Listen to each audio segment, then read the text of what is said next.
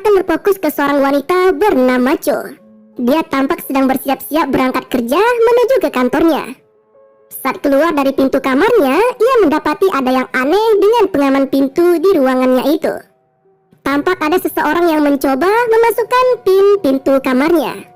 Karena merasa curiga, akhirnya ia memutuskan untuk mengganti pin pintu tersebut. Nah, Cho ini merupakan pegawai di sebuah bank yang ada di Korea.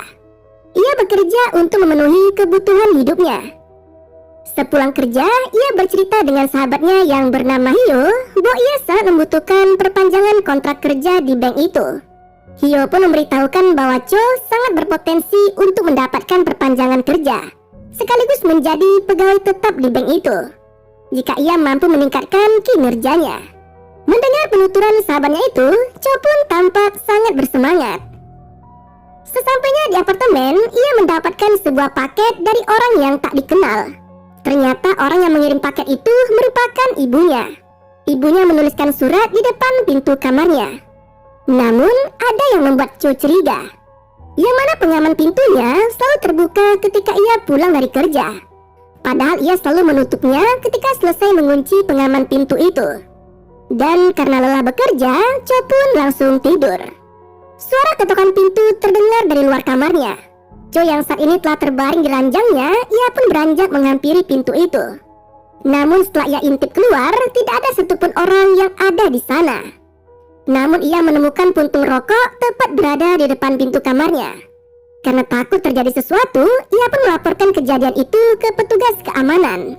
Namun petugas itu tidak menindaklanjuti kasus itu, dikarenakan tidak adanya sesuatu yang terjadi. Cho pun kembali tidur dengan rasa takut yang masih terbenam di benaknya. Dan seorang misterius tampak sedang berada seranjang dengan Cho yang tengah tertidur pulas.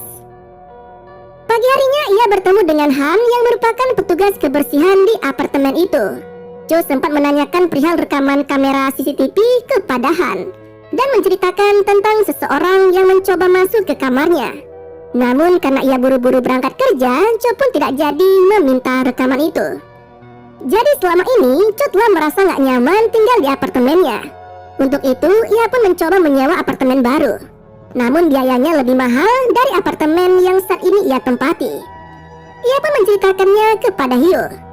Cho juga merasakan ada yang tidak beres dari apartemennya saat ini.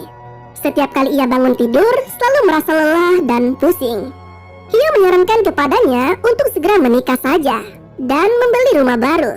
Dan itu adalah solusi yang sangat mantap dari Hyo. Kemudian di kantornya, ia mendapati salah seorang nasabah yang bernama Kim, yang ternyata merupakan tetangganya. Cho mencoba mencarikan suasana dengan menanyai tentang keseharian Kim. Namun karena Kim ini orangnya baperan, Kim malah mengajak Cho untuk minum kopi bersama. Cho yang tak berniat untuk minum kopi dengan Kim, ia pun mencoba mengalihkan pembicaraan. Namun Kim merasa bahwa dirinya ditolak oleh Cho. Dia pun malah meneriaki wanita itu dengan kata-kata kasar. Sontak hal itu membuat sisi kantor menoleh kepadanya. Beruntung Sung datang dan memanggil security untuk mengusir Kim pergi. Cho pun sangat malu dibuatnya. Sesampainya di apartemen, ia mendapati bawahan yang kerja shift malam dimarahi oleh atasannya karena kinerjanya yang kurang baik. Kemudian Cho yang sudah lelah kerja seharian, ia pun langsung tidur begitu saja. Sesaat setelah ia tidur, seseorang keluar dari bawah ranjangnya. Dan orang itu memberi Cho semacam obat bius untuk membuatnya tak sadarkan diri dalam waktu tertentu.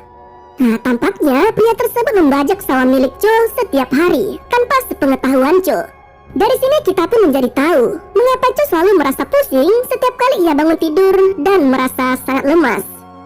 Kemudian sesampai di kantornya, Cho dipanggil oleh atasannya yang mana atas kinerjanya yang baik, Cho pun menjadi pegawai tetap dan gajinya pun dinaikkan. Saat lembur kerja, ia mendapatkan sebuah panggilan dari orang yang tak dikenal. Namun Cho tak mengangkatnya. Di tepi jalan, Kim kembali mendatangi Cho dan kali ini ia mengajak Cho untuk pulang bersamanya. Karena tak ingin terjadi sesuatu padanya, Cho pun menolaknya.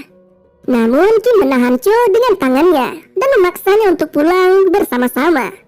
Beruntung Sung datang dan mengancam Kim jika ia berani mendekati Cho lagi. Cho pun diantar oleh Sung ke apartemennya. Singkat cerita, Cho telah sampai di apartemennya. Namun listrik yang ada di kamarnya tiba-tiba mati dan seseorang mengetuk pintu dari luar.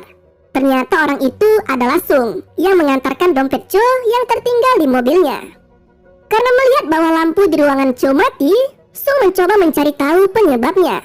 Dan setelah diselidiki, ternyata saklar terminal utama yang ada di ruangan itu mati. Nah, setelah berhasil menghidupkan lampu, Cho pun merasa berterima kasih karena Sung telah membantunya. Cho pun menawarkan kopi kepada Sung. Saat Sung sedang cuci tangan, Cho mempertanyakan bagaimana Sung bisa tahu nomor apartemen miliknya. Padahal ia sama sekali tidak pernah memberitahukan kepada Sung. Belum sempat menjawab, Cho keburu pergi karena merasa takut terhadap Sung dan meninggalkan Sung yang berada di kamarnya. Ternyata Cho memanggil polisi untuk datang ke ruang apartemennya. Saat pintunya dibuka, secara misterius Sung tergantung di depan pintu dan dalam kondisi yang tak bernyawa. Karena kejadian itu, Cho diinterogasi oleh polisi dan justru dituduh melakukan skenario pembunuhan kepada Sung.